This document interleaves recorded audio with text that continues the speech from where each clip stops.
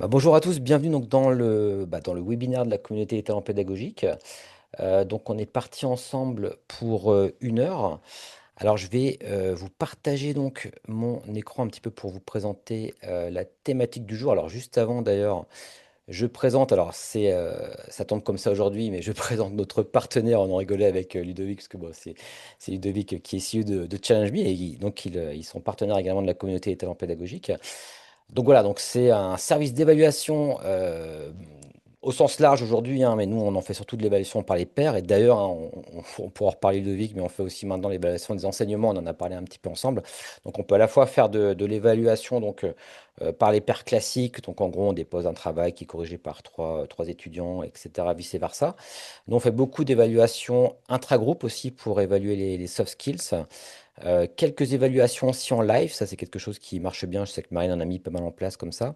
Et puis également, là, ce qu'on a commencé à mettre en place, comme je te le disais, là, Ludovic, c'est les évaluations des enseignements avec l'outil Change Me. Donc voilà, je vous encourage en tout cas à jeter un œil sur leur outil. Et voilà, ben, merci Ludo en tout cas pour le sponsoring. Donc ce webinaire est présenté donc en partie par l'Institut Mintecom Business School. Donc ici devant vous, il y a l'équipe Practice avec moi, Sylvanie et Marine. Donc on travaille donc pour l'IMTBS. Donc c'est une école donc de commerce finalement qui est située en région parisienne. On est sur le même campus que Télécom Sud Paris, dans la région d'Évry, Courcouronne pour ceux qui connaissent. Alors, ce webinaire donc est enregistré, sera rediffusé sur la chaîne de la communauté donc des talents pédagogiques. Donc, n'hésitez pas hein, à vous y inscrire également, comme ça vous serez notifié. Donc, on est au 62e épisode aujourd'hui. Donc, voilà, c'est quelque chose qui est pérenne, on va dire. On essaie d'en faire un tous les mois. Donc, n'hésitez pas à vous inscrire à la chaîne. Il y a également une newsletter, donc on vous mettra le lien pendant le webinaire pour que vous y inscrivez, comme ça vous serez au courant de tout. Et juste par rapport spécifiquement à ce webinaire-là, on avait enregistré avec notamment des personnes, notamment en rapport avec aussi Ludovic, un podcast qui s'appelle Peer Power, hein. On a 7 épisodes et on parle d'évaluation par les pairs. Et cette série se trouve sur le Pédagogcast pour ceux qui connaissent, donc n'hésitez pas, hein, c'est un bon complément par rapport à tout ce qu'on va aussi aborder aujourd'hui. Alors donc on accueille aujourd'hui donc Ludovic Charbonnel. Donc Ludovic en fait est donc CEO donc de Challenge Me, hein. Et finalement donc il a mis en place. Alors j'ai fait une petite recherche d'ailleurs sur l'IA et voilà, je vais vous lire un petit peu ce qu'on en dit. Donc une solution dédiée à l'apprentissage et l'évaluation par les pairs. Et notamment, ici, on met en avant également, notamment dans ma recherche, le projet Peer Eval de l'Université de Montpellier. C'est vrai que c'est quelque chose, je crois que tu avais abordé durant un Moodle Moot, Ludovic. Donc voilà, c'est un projet quand même relativement important. Et puis voilà, au-delà de ça, donc voilà, Ludovic utilise également l'IA, donc notamment dans l'évaluation par les pairs aujourd'hui. On intègre aujourd'hui l'IA dans l'outil, etc. Donc ça, c'est des choses assez classiques. Et aujourd'hui, finalement, eh bien, on va parler du livret d'apprentissage. Peut-être, ce que je disais dans la présentation, à distinguer du portfolio. Ça va être intéressant d'avoir ton avis là-dessus, Ludovic. Ce qu'on va faire, c'est qu'on va partir sur une présentation classique entre 30 et 40 minutes et pour laisser 20 minutes d'échange entre les participants. Et puis voilà, c'est parfait. Du coup, je te laisse la main et puis je te dis à tout de suite, hein. Super, ben, merci beaucoup. Merci à tous d'être là. Je vais partager hop, mon écran. Tac. Alors, c'est marrant parce que du coup, tu vois, en préparant justement la présentation d'aujourd'hui, j'ai eu Jacques cette semaine, Jacques Tardif, avec qui on discute beaucoup. Et justement, j'étais sur ces questionnements autour du journal réflexif, du portfolio, de la distinction. Donc, je vais en parler rapidement. Donc pour me présenter, donc je m'appelle Ludovic Charbonnel, je suis le cofondateur de Challenge Me. Donc c'est une société qu'on a co-créée avec Alexandre, mon associé, il y a maintenant un peu plus de 10 ans. On travaille avec une centaine, un peu plus de 100 établissements aujourd'hui, répartis un peu partout en France, Suisse, Belgique et Québec, avec différents profils, aussi bien des écoles de commerce, des écoles d'ingénieurs, des universités, des composantes d'universités. Voilà pour présenter un petit peu qui on est. Euh, les sujets qu'on adresse, Julien en a parlé un petit peu. C'est vrai qu'on a une forte spécialisation sur l'évaluation par les pairs. Hein, c'est notre spécialisation historique puisqu'on a commencé par ça. Et puis au fil de l'eau, on a rajouté des modalités d'évaluation, donc des évaluations plus classiques par l'enseignant, des systèmes d'auto-évaluation, des systèmes de présentation orale, des systèmes que nous on appelle la coévaluation, c'est-à-dire qu'on vient multiplier les évaluateurs sur un sujet. Et puis le dernier sujet qui est plus récent, qui est venu des hautes écoles en Belgique, qui est l'évaluation des enseignements, qui est une modalité qu'on est en train de développer pas mal. Donc voilà, nous, l'idée, c'est vraiment de simplifier un maximum les expériences d'évaluation. Et quand je dis évaluation, c'est évaluation au sens large, donc aussi bien du formatif que du sommatif, puisqu'on est quasiment à 50-50 aujourd'hui sur ces approches-là. Mais pour parler du sujet du jour, un petit peu sur justement cette notion de journal réflexif et notamment comment l'IA peut être un moteur de ce journal. Je pense qu'il est assez important de commencer par de savoir qu'est-ce que c'est qu'un journal réflexif. Alors attention, hein, ça va être notre posture à nous, on va dire, en tant que EdTech, qui va se nourrir de vos expériences et de ce qu'on voit sur le terrain. Donc, c'est pas une définition de recherche, c'est vraiment une définition qu'on a pu observer, et notamment avec les travaux de Jacques. Pour ceux qui nous connaissent un petit peu, on travaille beaucoup avec Jacques Tardif, avec Christelle Lison et d'autres enseignants-chercheurs pour justement s'appuyer là sur des choses vraiment des pratiques terrain. Nous, notre définition un petit peu du journal réflexif, c'est vraiment une incarnation d'une démarche réflexive qui est le moteur un petit peu de l'approche par compétences. Donc, ça va être un espace où l'étudiant, on va lui demander d'être objectif, d'analyser le résultat de ses actions, mais surtout le processus qui l'a amené à ce résultat. Quelles ressources il a mobilisées, quelle stratégie il a choisi. Euh, Nous, dans ce qu'on observe vraiment sur le terrain, c'est ce qu'on voit. Donc, c'est vraiment cette démarche réflexive. On va poser la question. Ce qui est assez intéressant, c'est que ce soit des universités, des écoles d'ingénieurs, des IUT, on va retrouver toujours cette démarche avec ce type de questions, c'est-à-dire quelles ressources j'ai mobilisées, quelle stratégie j'ai choisie, généralement dans une situation. Euh, Souvent, on nous dit, vous êtes aussi un outil de portfolio. Pour moi, le portfolio, c'est un petit peu différent parce que le portfolio, ça va être plutôt une collection de traces. C'est-à-dire que ça va montrer un progrès. Je vais avoir des vidéos, je vais avoir des rapports, je vais avoir potentiellement des évaluations. Et l'étudiant va plutôt sélectionner là-dedans pour construire son portfolio. Ce qui est un petit peu différent. Par contre, ce qui est vrai, c'est qu'on voit beaucoup, nous, sur le terrain, de démarches où on va demander à l'étudiant de commenter ces traces. Et c'est là où on peut retrouver effectivement ce côté un peu réflexif. Donc, on a effectivement des enseignants qui vont travailler un petit peu les deux sujets en même temps, c'est-à-dire qu'ils vont et construire un portfolio et avoir une démarche réflexive. Aujourd'hui, je vais vraiment me concentrer sur le journal réflexif pour vous montrer un petit peu quelques exemples et comment l'IA peut être utilisée. Alors, je ne vais pas vous montrer Challenge Me, je vais vous montrer des écrans de Challenge Me, mais c'est plus pour illustrer un petit peu la façon dont est utilisée l'IA. Mais je vous partagerai les prompts, je vous partagerai tout ça. Donc, c'est quelque chose que vous pouvez faire aussi en dehors de Challenge Me.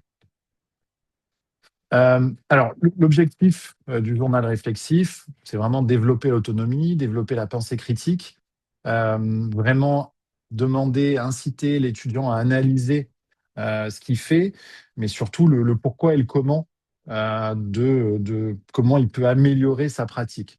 Hein, c'est vraiment, encore une fois, ce côté réflexif qui est important, je pense, analyser. Alors, c'est vrai que c'est un exercice qui est, je pense, très difficile aujourd'hui pour un étudiant parce que c'est pas naturel d'analyser sa pratique et de travailler sur ces éléments-là. Donc, pour moi, il y a un point qui est essentiel, c'est le feedback. C'est-à-dire, sans tuteur, sans guide pour l'aider dans sa réflexion, pour le coup, je pense que l'exercice du journal réflexif, il a très peu d'intérêt si l'étudiant n'est pas accompagné. Et la problématique qu'on va voir, c'est que accompagner un étudiant individuellement sur un journal réflexif, quand on a des petites cohortes Ça se fait très bien. On peut avoir un enseignant, on peut avoir un tuteur qui est à ses côtés et qui va lui expliquer comment avoir cette démarche réflexive. Dès qu'on rentre sur des cohortes un petit peu importantes, ça devient un exercice qui est plus difficile à mettre en place.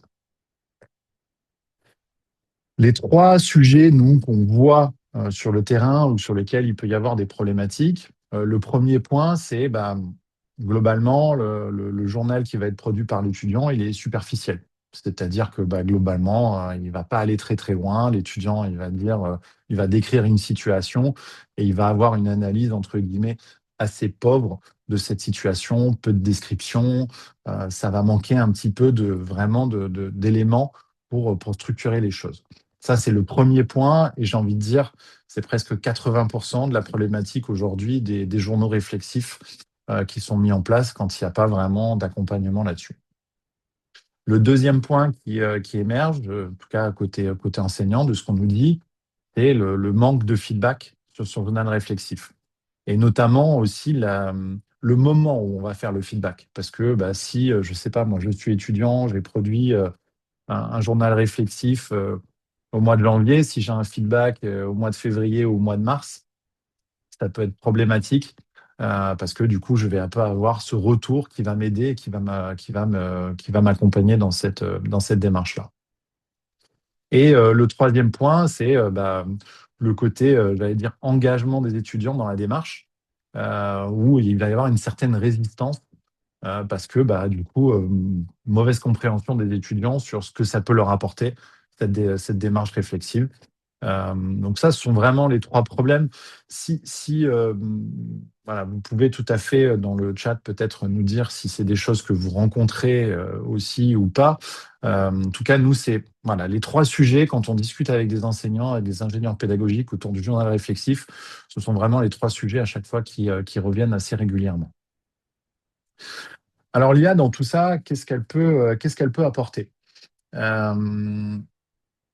Déjà, pour vous donner une définition, une vision de notre posture, nous, par rapport à l'IA, c'est que l'IA, elle est intéressante quand elle intervient dans un cadre précis avec une mission précise. Pour être complètement transparent, on n'est pas fan des IA conversationnelles qu'on va mettre à disposition des étudiants ou des enseignants. Pourquoi? Parce que on va avoir un espèce de piège du conversationnel dans le sens où si je discute, je vais avoir une espèce d'illusion de la compétence, c'est-à-dire que je vais utiliser l'IA comme un chat, ça va être une discussion informelle. Euh, voilà, ça va manquer de consistance. Deuxième point, l'hallucination, c'est-à-dire qu'effectivement, si on est face à un étudiant qui ne maîtrise pas le sujet, qui ne va pas poser les bonnes questions, l'IA va faire une réponse très bonne, mais qui va manquer de consistance. Et le risque, c'est la passivité, c'est-à-dire que si l'étudiant est passif là-dessus, c'est-à-dire qu'il accepte ce premier résultat sans le remettre en question, il va y avoir des problématiques. Donc, toute notre vision, c'est vraiment d'apporter une IA qui va intervenir à un instant précis avec une mission bien précise, encadrée, pour accompagner l'étudiant dans sa démarche. Donc, on est plutôt sur on pourrait appeler une IA socratique, c'est-à-dire qui va lui poser des questions, qui va l'aider à construire son jugement et pas qui va faire à la place d'eux. Hein, c'est-à-dire que globalement, ça ne va pas lui produire le résultat et il va copier-coller directement dans ces éléments-là. On est plutôt sur une approche où voilà, on va essayer de l'amener dans sa démarche réflexive. Je vous mets ici un exemple de prompt. Donc, sur le fonctionnement, nous, qu'on va avoir dans la plateforme, c'est que, pour faire simple, c'est comme si vous étiez capable de faire un prompt dans une phase. Donc, ça peut être dans une phase d'évaluation, ça peut être dans une phase de journal réflexif. Euh, je vous mets un exemple ici. Hein, donc, ça, on pourra le partager après, vous pourrez l'avoir. Mais ici, on va vraiment demander à l'IA de jouer un rôle de coach pédagogique. Donc là, vous voyez qu'ici, c'est contextualisé par rapport à une situation clinique. L'objectif de l'IA, c'est de stimuler la métacognition sans juger ni corriger. Tu dois poser 3 à 4 questions guidées, bienveillantes, formulées. en t'appuyant sur des extraits précis du texte pour contextualiser tes interventions. Donc là, l'idée, c'est que vraiment, l'IA puisse analyser ce qu'a produit l'étudiant et s'appuyer là-dessus pour l'aider à aller dans sa démarche réflexive. Et tu cherches à amener l'étudiant à expliciter les notions ou savoir mobiliser, le choix ou les postures professionnelles adoptées, le lien entre son expérience et sa compétence. Et tu termines par une ouverture réflexive. Comment pourrais-tu transférer ce que tu as appris à une autre situation? Donc là, l'idée, c'est vraiment, vraiment, encore une fois, cette notion d'accompagnement dans la démarche et pas de faire à la place d'eux. Alors, quelques exemples de matérialisation. Ça, c'est un scénario qu'on a travaillé pour un institut de soins infirmiers avec Jacques, pour le coup, tardif. Donc là, dans la démarche, les étudiants devaient produire un journal réflexif, ensuite un schéma de raisonnement. Donc là, on n'est plus dans le journal réflexif, mais vraiment dans la production d'un document, d'un exercice. Il y avait une auto-évaluation sur le schéma de raisonnement clinique, une évaluation par les pairs, et enfin une validation par l'enseignant. Et en fait, dans chacun des modules, on a fait intervenir l'IA. Ce qui nous intéresse aujourd'hui, c'est vraiment la partie journal réflexif, donc pour vous montrer un petit peu ce que ça donne. Donc, sur la gauche, ici, on aperçoit ce qu'a produit l'étudiant. Donc, vous voyez, pendant mon stage en médecine, j'ai vu une patiente qui avait mal à une opération. Elle disait avoir mal entre 7, avoir mal à 7 sur 10. Elle ne voulait pas bouger. Donc, l'étudiant décrit sa situation. Il fait une analyse personnelle, une prise de recul. Donc, on est sur quelque chose d'assez light en termes de production étudiante. Et là, c'est intéressant parce que du coup, l'IA, vous avez ici sur la droite le retour, la rétroaction de l'IA sur ce qu'a produit l'étudiant. Donc, merci beaucoup pour ton partage sincère. Pour t'aider à approfondir ta réflexion, voici quelques questions. Tu as écrit que tu as essayé d'être à l'écoute de la patiente. Peux-tu préciser quel élément de ton discours, de ton comportement tu as repéré pour évaluer sa douleur ou adapter ta posture auprès d'elle? Quel savoir ou outil as-tu mobilisé pour cela? Donc là, on va vraiment lui poser une question ouverte pour l'aider à aller plus loin dans sa démarche réflexive. Tu mentionnes qu'à la fin, tu aurais pu peut-être pu faire plus, mais tu ne savais pas trop quoi. Quelle information ou compétence te manquait à ce moment-là pour être plus autonome dans l'évaluation de la situation? Comment envisages-tu d'acquérir ces connaissances? Donc là, pareil, on va reprendre des éléments de son texte, les mettre en rapport avec les compétences visées, et on va essayer de amener l'étudiant à aller un peu plus loin dans sa démarche réflexive. Dans ton rôle, tu as aidé à tenir le pouce seringue. En quoi cette posture t'a-t-elle permis d'être présente auprès de la patiente tout en participant à sa prise en charge? Comment vois-tu l'équilibre entre gestes techniques et écoute dans ta pratique? Donc là, c'est assez intéressant parce que ce que je disais tout à l'heure, c'est-à-dire que le fait que ce ne soit pas une IA conversationnelle, que ce soit vraiment une IA qui vienne faire une rétroaction dans un contexte, ça permet d'avoir quelque chose de plus qualitatif dans la rétroaction et de plus ciblé dans la rétroaction. Euh, et après, c'est toujours l'étudiant qui va faire le choix de prendre en compte ou pas cette rétroaction. Ça, c'est important, c'est-à-dire que l'étudiant a toujours la possibilité de dire, OK, je l'ai lu, mais ça ne m'intéresse pas. OK, je l'ai lu, je me l'approprie et je vais le mettre en application, je vais essayer de corriger et pourquoi pas ressolliciter l'IA pour m'amener dans la démarche. Donc ça, c'était un exemple sur cette partie soins infirmiers. Dans ce cadre-là, on a aussi mis en place une auto-évaluation, comme je disais tout à l'heure. Donc là, on sort un petit peu du journal réflexif, puisque pour le coup, l'étudiant s'auto-évalue. Il s'auto-évalue sur son diagnostic. Donc ici, sur la gauche, vous avez l'auto-évaluation avec une grille critériée. Les hypothèses sont-elles bien posées et justifiées? Donc l'étudiant s'auto-évalue, il commente. Est-ce que le raisonnement est adapté aux spécificités du patient? Pareil, il choisit dans sa grille critériée et il commente. Et là, pareil, on peut avoir un système de rétroaction qui va le guider dans son auto-évaluation. Donc, par exemple, clarté et lisibilité du schéma. Penses-tu que tous les éléments importants de ton raisonnement sont faciles à repérer? As-tu inclus toutes les hypothèses principales qui te semblaient pertinentes dans cette situation? Donc là, on va vraiment lui faire un diagnostic sur son auto-évaluation et l'amener un petit peu plus loin. Ça, encore une fois, c'est personnalisable par rapport à l'objectif que vous avez. C'est-à-dire, vous pouvez tout à fait créer des prompts plus spécifiques par rapport à ce que vous attendez de la démarche réflexive de l'étudiant, de son niveau. Donc ça, c'est vraiment important, je pense, de l'adapter au contexte. Mais voilà, là, je vous montre des exemples très génériques par rapport à ces situations-là. Un autre exemple qu'on a fait là pour une école d'ingénieurs, puisque là, pour le coup, l'idée de cette école, c'est de dire, j'ai des étudiants qui partent à l'étranger pendant 1 an et je dois valider les compétences, sauf que je ne les vois plus. Comment je peux faire? Eh ben, je vais leur demander de documenter leur expérience à l'étranger. Donc, pendant chaque période, donc là, vous voyez, c'est juste une démo, hein, donc là, c'est tous les mois, vous avez 20 janvier, 5 février, 10 mars, 10 avril, ils vont documenter un petit peu leur expérience. Et pareil, on va les accompagner dans cette démarche. Alors là, pour le coup, on était vraiment sur une démarche approche par compétence avec des compétences qui ont été vraiment bien déterminées en amont. Donc, bah, l'étudiant, il va décrire sa situation. Je suis arrivé à Séoul il y a 2 semaines, tout est différent, l'autre jour, je suis allé, etc., etc. Et pareil, je vais avoir une rétroaction contextualisée là par rapport à des compétences. Tu décris un moment où tu as ressenti de la gêne.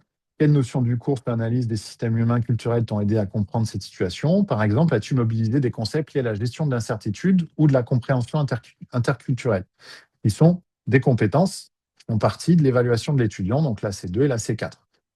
Et pareil, on va reprendre comme ça des systèmes de questionnement pour mettre en exergue les compétences que doit valider l'étudiant et la grille d'évaluation des compétences qui a été validée par l'école. L'idée étant toujours de l'accompagner et de le former, j'ai envie de dire, dans ces démarches un petit peu réflexives en lui posant des questions toujours contextualisées par rapport à sa situation. Hein, c'est-à-dire que l'étudiant a produit un premier jet et c'est sur ce premier jet-là qu'on va aller essayer de l'amener un petit peu plus loin dans sa démarche réflexive. Là, vous voyez un deuxième exemple, hein. Donc là, on va aller un petit peu plus loin dans la démarche réflexive. On voit que l'étudiant progresse, il va plus loin dans sa démarche. Donc, on peut là aussi adapter. Ce qui est intéressant, en fait, quand on est dans une démarche de ce type-là, c'est-à-dire que c'est progressif, c'est ça qui est intéressant avec le journal réflexif, et que c'est pas une fois, c'est que je vais le faire de façon régulière, c'est qu'on va pouvoir aussi potentiellement adapter le niveau de l'interaction avec l'IA selon le niveau de l'étudiant. C'est-à-dire peut-être que la production 1, on va être beaucoup plus accompagnant, beaucoup plus avec des questions plus spécifiques, et plus on va aller dans le temps, plus on peut avoir des modules qui vont être différents et qui vont être peut-être plus ciblés sur certaines compétences, plus ciblés sur certains éléments que vous voulez voir explorer en troisième ou quatrième itération. C'est ça qui est intéressant avec l'IA, je pense, c'est de pouvoir justement aller cibler différemment certains éléments du journal. Un autre, alors ça c'est juste pour vous donner l'information dans ce scénario-là, ce qu'on avait fait aussi, c'est-à-dire que pour le coup, il y avait une validation par l'enseignant final et l'enseignant a la visibilité de tous les éléments précédents, de tout le journal qui a été produit par l'étudiant. Et pour le coup, il y a une aide à l'évaluation qui est disponible aussi pour l'enseignant. Donc, il y a une synthèse de tous les journaux précédents et une pré-évaluation qui est faite par l'IA qui va lui permettre de gagner du temps là-dessus. Un dernier point, un dernier exemple, ça c'est un scénario qu'on a fait pour une école, un groupe scolaire, pour des BTS, qui est plutôt sur un questionnaire de diagnostic. Donc là, la problématique, c'était de dire, bah, j'ai des étudiants qui doivent se positionner, qui doivent avoir une réflexion sur leur positionnement par rapport à l'IA. Donc, on a mis des situations en place.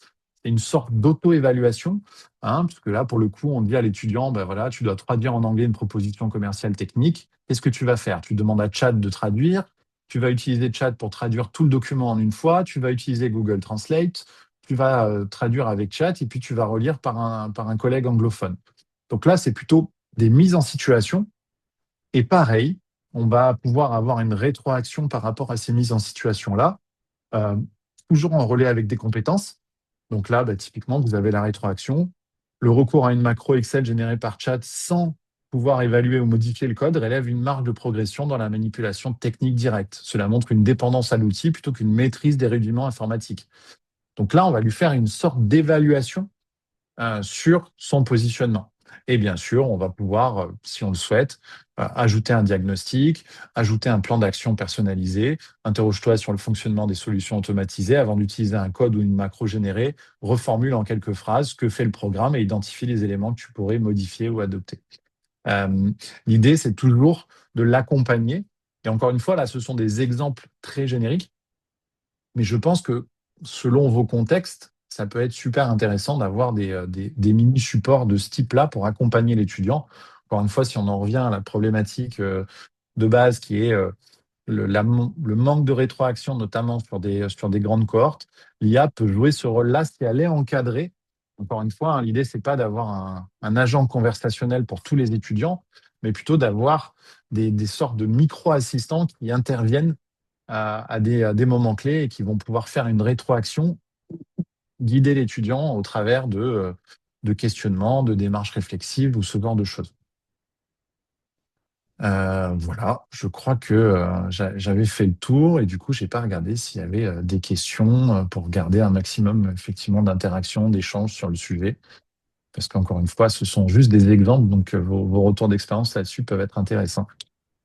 C'est parfait, merci beaucoup Ludovic. Est-ce que tu peux départager du coup, comme ça on va repasser en mode Tac, échange voilà, tranquillement. parfait, ouais. Ouais. Euh, Bah écoute, n'hésitez pas à activer d'ailleurs vos caméras pendant cette partie d'échange, c'est toujours plus sympa, c'est vous qui voyez.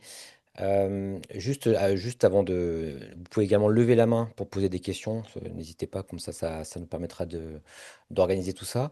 Peut-être le temps que les personnes lèvent la main, ce que tu présentes, et d'ailleurs c'était une remarque qui était dans le chat également, est-ce que c'est pas un petit peu aussi en rapport avec ce qu'on appelle le portfolio d'évaluation, ou est-ce que c'est pas du tout la même chose? Ouais, c'est très varié vraiment. Pour le coup, comme on a une variété d'établissements, là, je vous ai montré quelques exemples, mais effectivement, il y en a qui vont utiliser ça comme un portfolio d'évaluation. Il y en a qui vont utiliser ça vraiment dans le pur, j'ai envie de dire, dans la pure démarche réflexive et sans évaluation derrière. C'est très varié en termes d'usage. Ok, super. N'hésitez pas s'il y avait des questions. Je vois que Alice notamment a posé une question à la fin. Je ne sais pas si Alice peut-être voulait prendre la parole. Je peux éventuellement te dire un petit peu ce qu'elle pose comme question. Est-ce que la rétroaction par IA est basée sur des questions prédéfinies ou est-ce qu'elle les génère par rapport à une base de données? Euh, qui génère cette base de données? L'enseignant. Voilà, est-ce que c'est prédéfini ou pas? Ouais, c'est une bonne question. Nous, il faut vraiment imaginer ça comme une sorte de prompt qu'on va faire dans un contexte. Donc, effectivement, ça peut être des questions qui vont être figées par l'enseignant, qui va dire, voilà, moi, ce que je veux comme élément, c'est ça et ça. Ça peut être laisser le libre arbitre à l'IA par rapport, par exemple, à la grille d'évaluation, à votre grille d'évaluation, c'est-à-dire que l'IA va analyser votre grille d'évaluation et va poser des questions à l'étudiant dans ce contexte-là. Là-dessus, c'est vous qui décidez. Nous, on a une bibliothèque, on va dire, d'agents qui sont à votre disposition, que vous pouvez personnaliser, mais vous pouvez aussi créer vos propres agents par rapport au contexte que vous souhaitez. Donc, effectivement, la base de questions, ça peut être votre base de questions, ça peut être la base de questions de l'IA ou ça peut être la base de questions de l'établissement si, par exemple, c'est une grille de compétences qui a été validée par l'établissement. C'est l'enseignant qui va décider un petit peu de la démarche là-dessus. Super.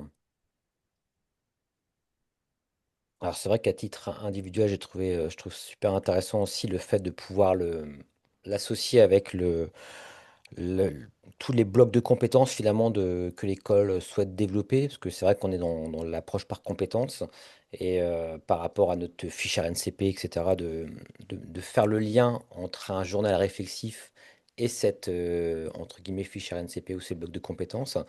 Ouais, je trouve ça super intéressant. Après, ça doit pas toujours être évident, même quelque part pour l'IA, entre guillemets, de réussir à être pertinente. Que là, on voit l'étudiant raconter une histoire de vie en quelque sorte et de l'associer avec la fiche RNCP de l'établissement. Enfin, voilà, il y a sans doute, peut-être ça peut être surprenant, mais en tout cas, la logique est intéressante. Peut-être même sur des travaux peut-être plus formels, ce serait d'autant plus pertinent. Ouais, c'est intéressant parce que effectivement, ce cadre-là, le cadre que tu montres, c'était effectivement pour une école d'ingénieurs qui a vraiment son référentiel. C'était intéressant le parallèle qu'a fait l'IA entre la situation de l'étudiant et la compétence visée. Parce que du Ouais. coup, l'IA peut faire des rapports qui sont assez intéressants là-dessus. Mais je te rejoins, effectivement, c'est toute l'enjeu, c'est effectivement d'avoir ces compétences-là, ce référentiel et l'exercice de journal réflexif de situation qui soit quand même en lien avec ces éléments-là. Mais il y a Nice qui pose une remarque qui est vraiment intéressante, qui dit effectivement, chez moi, dans le portfolio de développement de compétences, je demande effectivement des preuves, des traces avec, en fait, la preuve pour lui, c'est la trace plus l'argument. Donc effectivement, c'est ce qu'on disait un petit peu en introduction. Nous, c'est un peu ce qu'on ressent. C'est-à-dire que le journal portfolio, encore une fois, ça peut être la même chose. En tout cas, ça peut être assez complémentaire de dire bah, je veux des arguments sur mes traces, quoi. Mm. Super Je ne sais pas si intéressant. Nanis, d'ailleurs, il veut peut-être en parler, parce qu'il a toujours des super retours d'expérience à faire là-dessus. Alors, est-ce que Yanis est avec nous? Ludovic, je suis un peu, c'est compliqué parce que je suis en route en voiture, donc c'est un peu compliqué, mais on s'y retrouvera, comme on dit, hein. Oui, il n'y a pas de souci. Voilà. Top. Et je crois qu'il y a une autre question de Caroline, si jamais elle veut prendre la parole aussi. Avez-vous des retours d'évaluation de ces outils de la part des étudiants? Ouais, ça, c'est un point vraiment qui est intéressant. Pour vous donner, nous, on interroge beaucoup les étudiants au sens large hein, sur l'expérience de la plateforme, sur l'expérience d'évaluation par les pairs. Donc, quand on a mis en place l'IA, effectivement, on les a sollicités sur ces éléments. Il faut savoir que nous, l'IA, au départ, quand on l'a développé, on l'a mis en place sur l'évaluation par les pairs, parce que souvent, une des remarques qu'avaient les enseignants sur les évaluations par les pairs, c'était la pauvre qualité des feedbacks hein, que peuvent donner les étudiants. Donc, on s'est dit, bah, ça pourrait être intéressant, effectivement, d'avoir hein, de l'accompagnement sur cet élément-là. Et puis, l'autre élément qui remontait là plutôt côté étudiant, c'était de se dire, bah, quand je fais une évaluation par les pairs, que j'ai une grande cohorte et que c'est des travaux de groupe, je vais peut-être recevoir 15 feedbacks sur mon travail. Est-ce que les étudiants vont vraiment consulter les 15 feedbacks? Et là, c'était intéressant pour nous de synthétiser ces feedbacks avec, pareil, la mise en avant, par exemple, de points forts et de points d'amélioration. Et quand on a interrogé les étudiants sur, on va dire, le taux de satisfaction sur ces interactions IA, moi, dans ma tête, je m'étais dit, ce qui va leur plaire le plus, c'est la synthèse, parce que ça leur fait gagner du temps. Et en fait, pas du tout. Ce qui leur a plu le plus, c'est l'accompagnement sur le feedback. Et en fait, quand on creuse un petit peu cette partie-là, c'est vrai que c'est pas surprenant parce qu'en fait, c'est quelque chose c'est pas une compétence qu'ils ont aujourd'hui de donner un feedback. Et j'ai envie de dire, sur le journal réflexif, c'est un peu la même chose. C'est-à-dire, c'est pas quelque chose d'inné, c'est pas quelque chose sur lequel ils sont très à l'aise. Donc, d'avoir une rétroaction, une aide sur cet élément-là, c'est plutôt très positif côté étudiant. Ce qui nous manque encore comme analyse, ça, c'est un travail qu'on fait avec Christelle là, en ce moment, Christelle Lison, on va faire une action recherche un petit peu sur bah, justement l'école d'ingénieurs dont on parlait tout à l'heure, c'est l'impact de la rétroaction. C'est-à-dire comment l'étudiant se reçoit cette rétroaction-là et qu'est-ce qu'il en fait. Parce que, OK, j'ai une rétroaction, mais est-ce que je suis passif par rapport à ça et j'en tiens pas compte? Ou est-ce que j'en tiens compte? Je corrige, je vais plus loin. Et comment se positionne la rétroaction de l'IA par rapport à une rétroaction par les pairs, par exemple? Et ou une rétroaction par l'enseignant. Ça, c'est vraiment quelque chose qu'on veut mesurer. Donc, s'il y a des établissements qui ont envie de faire un travail là-dessus, on peut tout à fait travailler sur cette recherche-là, parce que pour moi, c'est vraiment quelque chose d'important pour voir le positionnement de l'étudiant par rapport à cette rétroaction et dans quel contexte aussi. Mm. Merci beaucoup, Ludovic. Et la question aussi se pose de savoir comment l'étudiant, à partir de cette expérience d'accompagnement par l'IA sur des écrits réflexifs, va aussi pouvoir reproduire. On est aussi sur le développement de la démarche réflexive au fur et à mesure du temps. Et donc, comment est-ce qu'il va pouvoir réutiliser les notions, les accompagnements IA de ce type dans la suite de son parcours, Ouais, notamment et ça, tel ouais, mais ça, c'est le gros avantage de la démarche journal réflexif, c'est que comme on va avoir généralement des itérations régulières, c'est qu'on va être capable de mesurer ça. Et c'est ce que je disais un peu tout à l'heure, c'est qu'on va aussi être capable de dire, je vais moduler l'accompagnement, si c'est la première fois, si c'est la troisième fois, si c'est la quatrième fois, pour pouvoir voir un petit peu, est-ce qu'un étudiant il a besoin d'être accompagné de la même façon sur les 6 productions, ou est-ce qu'une démarche différente selon les 6 peut être plus intéressante pour lui? Ça, c'est effectivement intéressant à mesurer. Ouais, progressivité en termes d'acquisition de la compétence réflexive, quoi. Bah, nous, sur l'évaluation par les pairs, c'est flagrant. Ouais, ouais. Je pense que ça serait la même chose sur le journal, mais il faut qu'on le mesure. Ok, merci. Merci beaucoup. Effectivement, tu montrais l'histoire du journal réflexif par itération. Est-ce que dans l'exemple que tu montrais, tu sais, avec les différentes phases, l'étudiant peut remodifier ce qu'il a créé en fait, ou est-ce qu'il c'est plutôt à la phase suivante qu'il va pouvoir améliorer ce qu'il a fait? Ou est-ce que c'est un Les, document qui est modifiable continuellement? Bah, les deux sont possibles. En fait, nous, Ouais, techniquement, c'est pas une contrainte. Généralement, dans les scénarisations qu'on a, c'est plutôt je fais la production 1, puis après je fais la production 2, je fais la production 3. Mais en fait, c'est intéressant ce que tu dis, parce qu'effectivement, ça pourrait être intéressant. Peut-être que à la production 4 ou 5, je vais me rendre compte de quelque chose et hop, je pourrais potentiellement revenir en arrière pour changer les choses sur l'avant. Et en fait, nous, techniquement, c'est possible. Donc, ça pourrait effectivement se scénariser. Ouais. C'est intéressant. à voir si c'est logique, ouais. Ouais. Ok, super. Je crois qu'il y a une question d'Alice aussi sur que se passe-t-il si l'étudiant ne répond pas, ne le fait pas ou répond à côté des questions? Ouais, ça, c'est un bon point. Euh, Là, j'ai envie de dire, c'est entre guillemets vous qui décidez, parce que on pourrait avoir des agents qui analysent ça effectivement, hein, donc qui viennent analyser le retour pour voir si le retour est qualitatif ou pas. Généralement, tous les scénarios qu'on a eu jusque-là, c'est plutôt un agent qui vient analyser les productions, on va dire, précédentes, les 6, 7, 8, 10 productions qui ont eu lieu avant. On a des scénarios où ce sont les enseignants qui viennent valider à chaque production. Euh, donc là, j'ai envie de dire un petit peu, c'est vous qui décidez si c'est, j'en sais rien moi, s'il n'a pas fait son travail, c'est 0. S'il a mal fait son travail, c'est X. Euh, c'est un petit peu là-dessus. Mais pas de retour particulier.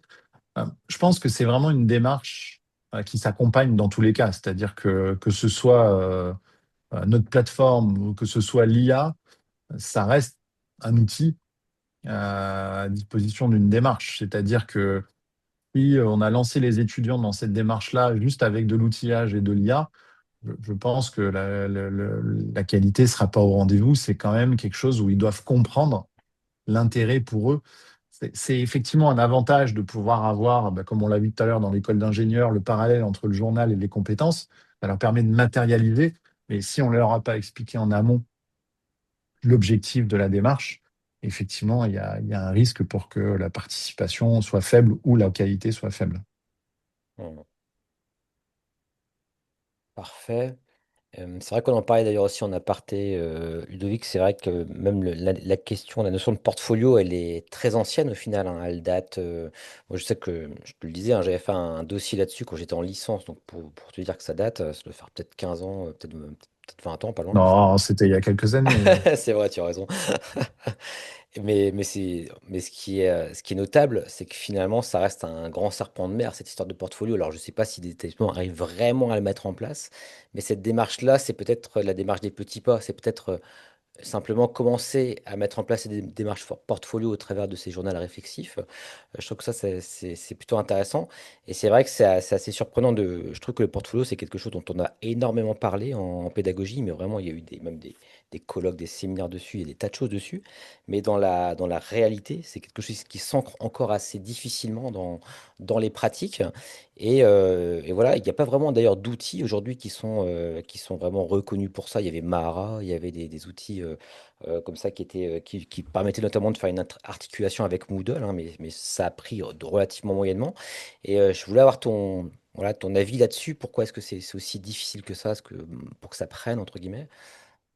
Bah, je pense que je vais faire le parallèle avec c'est des discussions qu'on a avec Jacques tout le temps. Ouais, L'approche par compétences, c'est pareil, hein. ouais, c'est C'est vrai. pas c'est pas là maintenant. Ça date déjà. Tout le monde sait que c'est une démarche qui peut être vraiment intéressante, mais après entre la théorie et la mise en pratique, il peut y avoir un gap. Je pense que ce sont des changements qui sont quand même assez importants. Si on est par exemple sur un portfolio d'évaluation, ça veut dire que je vais changer mes modalités d'évaluation. Si on est sur un journal réflexif, c'est quand même une démarche qui n'est pas habituelle pour les étudiants. Ça va leur demander un travail supplémentaire. Ce qui est intéressant, moi, je trouve, dans ces approches-là, c'est qu'elles sont en train de s'accélérer. Même si on pensait que ça faisait sens, on avait quand même du mal à les mettre en pratique. Aujourd'hui, on est énormément sollicité sur les deux sujets. Pourquoi? Parce que l'IA est présente et que les étudiants, quand on leur demande de produire un rapport ou un rapport de stage ou quoi que ce soit, ils vont le produire avec l'IA. Donc, pas de démarche réflexive. Mm. Alors, quand on est dans une démarche portfolio, journal réflexif, c'est beaucoup plus difficile de faire produire ces éléments-là par l'IA. Donc, c'est aussi un moyen de contrer l'IA par les étudiants. Euh, Nous, je pourrais prêcher pour ma paroisse pour dire, c'est aussi, je pense, un manque d'outils. Parce que tu l'as dit, tu as cité Mahara, tu as cité des outils de ce type, ce sont souvent des usines à gaz. Donc, un enseignant, il faut qu'il parte dans cette démarche-là. Et en plus, il faut qu'il s'approprie un outil qui va être super compliqué, qui va faire plein de trucs, mais pas ce qu'il veut. Euh, donc l'enjeu, il faut quand même que ce soit simple à mettre en place et simple à utiliser aussi pour les étudiants. Donc je pense qu'il y a un peu de tout. Il y a aussi la conduite du changement des enseignants qui voilà, sont sur des démarches où on a du mal des fois à les faire bouger. On lance une communauté de pratique sur l'approche par compétences avec Jacques. Là, on a un premier webinaire le 10 mars. On a un retour d'expérience d'une autre école de santé là-dessus qui va être vraiment intéressant, où justement, elle explique de façon très transparente que il y avait des enseignants qui étaient des rockstars, qui étaient ceux qui validaient vraiment le diplôme, mais qui n'étaient pas du tout dans une démarche approche par compétences. Et à un moment, ils ont essayé pendant des années, puis ça marchait pas. Et en fait, ils ont identifié que le point bloquant, c'était l'enseignant. Et bon, ils ont pris une décision. Et donc, voilà, je pense qu'il y a plein de points de blocage à différents endroits sur ces démarches-là. Et je pense vraiment que ce ne sont pas des démarches qui sont non plus simples à mettre en place. Mm. Elles ont un intérêt, mais c'est pas facile, quoi. Et tu vois, quand je repensais je te disais qu'il y avait trois types de portfolios, ça me revient maintenant. C'est vrai qu'il y avait le portfolio de présentation. Je pense qu'aujourd'hui, les portfolios de présentation, c'est des choses que les gens ont l'habitude de faire. Même typiquement, quand on est ingénieur pédagogique, qu'on postule, souvent, moi, j'ai pu voir des portfolios, des personnes qui, voilà, qui postulaient. Donc ça, c'est quelque chose que les gens font, même pour, voilà, dans différentes professions, même les étudiants le font facilement. Et je sais qu'il y avait un deuxième type de portfolio, c'est justement là, c'est le portfolio d'apprentissage. Et je pense que toi, tu es finalement là-dessus, le portfolio d'apprentissage. Et après, il y a le portfolio d'évaluation. C'était ces trois types de portfolios qui existent. Et je pense que peut-être le plus difficile, c'est le portfolio d'apprentissage. Et c'est justement là que le journal de bord assisté, entre guillemets, par l'IA, etc., peut être vraiment intéressant. Parce que c'est cette étape-là, ce step-là qui est difficile à passer de mon point de vue. Moins qu'aujourd'hui, le portfolio de présentation, qui d'autant plus avec les outils d'IA est relativement simple à générer, à créer, etc. Ouais, et puis j'ai envie de dire, un portfolio de présentation, ça peut être un profil LinkedIn, ça peut Ouais, être une vidéo, ça peut être une présentation PowerPoint. Enfin, quand je discute tout à de ça fait. avec Jacques, pour lui, le portfolio de présentation, effectivement, ça peut être n'importe quelle coquille Hum, d'usage. C'est intéressant l'échange entre Caroline et Alice là aussi sur les grandes cohortes, parce que c'est vraiment, enfin, quand on a rencontré Jacques l'année dernière, c'était le point central qui l'intéressait dans la discussion avec nous. C'était de se dire, moi, le retour que j'ai des enseignants sur la démarche approche par compétences ou journal réflexif et ou portfolio, c'est de dire, OK, c'est intéressant sur des petites cohortes, mais comment je fais hum. sur des grandes cohortes? Et effectivement, c'est là où l'outillage, je pense, est assez intéressant. Mais le retour d'Alice, ça veut peut-être en parler, mais je trouve ça vachement intéressant. Ce qu'elle dit, c'est qu'elle le fait sur 2500 étudiants, non pas dans une démarche APC, mais vraiment dans une démarche réflexive. Ça pourrait être intéressant peut-être d'avoir son retour si elle veut reprendre la parole. Si Alice, tu as ton micro d'activer, c'est ça, si tu peux en tout cas, hein. Sauf si Ouais. tu, Oui, si j'ai tu es mon sur la micro route. Sauf si tu es activé. sur la route comme. Non, je suis pas sur la route, tout Ok, va bien. super. Génial. Qu'est-ce que vous voulez savoir exactement, dites? Non, mais je trouvais ça intéressant ce que vous disiez par rapport à la question de Caroline sur le journal réflexif dans les grandes cohortes. Parce que vous parliez peut-être de votre livret réflexif justement sur vos étudiants de droit. Ouais, donc moi je les évalue en fait sur un livret réflexif papier, donc en espèce de PDF ou de document. Donc moi je fais ODT, mais après ça peut être Word, etc. Une fois qu'ils ont rempli ce livret réflexif pendant tout le cours, c'est-à-dire 24 ou 25 heures de travail étudiant, à ce moment-là, ils vont le déposer sur Abitis et ça fait partie de la notation, comme toutes les autres notations que je leur fais à l'intérieur du cours, vu que j'ai énormément de monde et que je suis toute seule.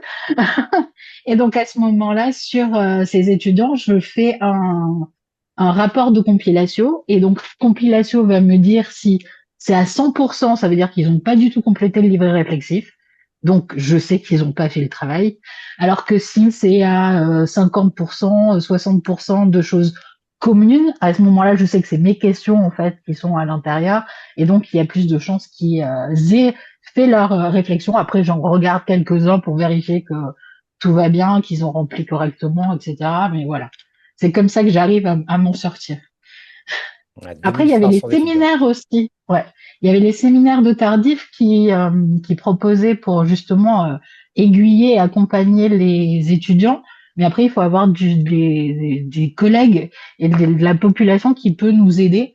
Moi, je pensais à des étudiants de niveau supérieur qui venaient de passer justement l'UE dans laquelle ils avaient passé ce portfolio, donc ils connaissent déjà le processus, et donc d'encadrer pour certains de ces étudiants d'autres étudiants de niveau inférieur, et ça, je trouvais ça intéressant. Mais bon, ça n'a jamais été accepté par la composante, donc tant pis. Effectivement, pour le retour d'expérience de la Haute École de Santé en Suisse, c'est exactement ce qu'ils ont fait.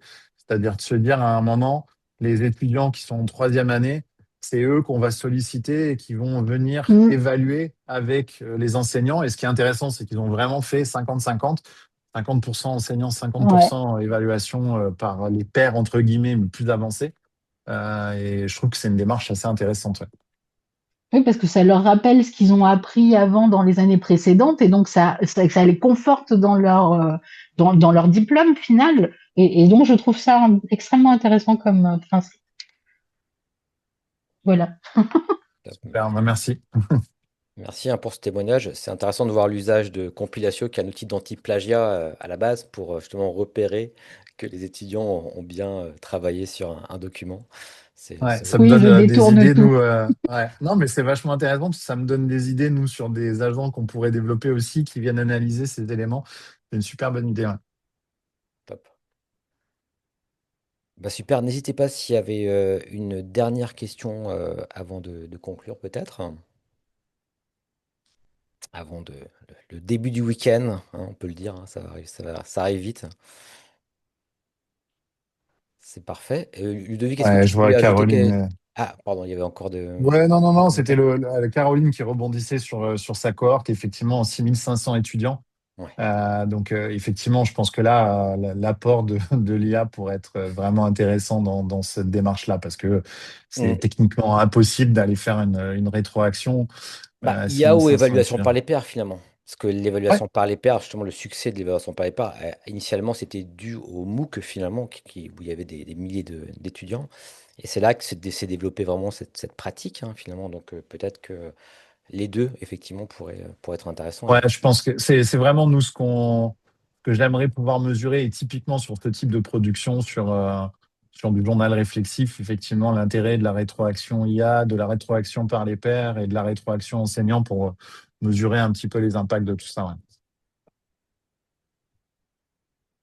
Top. Bah, écoutez, merci. En tout cas, je vais juste partager mon écran avant de conclure. Donc simplement pour vous rappeler, bon bah Challenge, on en a parlé un petit peu déjà. Donc voilà, le webinaire a été présenté par l'Institut Mintelecom Business School. Donc n'hésitez pas à rejoindre la communauté des talents pédagogiques. On est déjà, on va mettre ici le 62e épisode là, sur le site. Et puis j'ai mis un petit lien d'ailleurs dans le chat là, pour la newsletter. Donc si vous pouvez vous y inscrire, c'est parfait. Comme ça, vous serez informé, voilà, de tout. Merci encore Ludovic, hein, pour ta présentation, c'était top. Merci à tous, hein, pour votre présence. Et puis voilà, vous recevrez un petit message. D'ailleurs, Sylvanie devrait nous préparer ça suite à ce webinaire pour la vidéo qui a été enregistrée, hein. Voilà, bah, j'ai plus qu'à vous souhaiter un excellent week-end, hein. On peut rester juste quelques minutes, hein, pour ceux qui le souhaitent. On va arrêter l'enregistrement. Et puis voilà, excellent week-end à tous.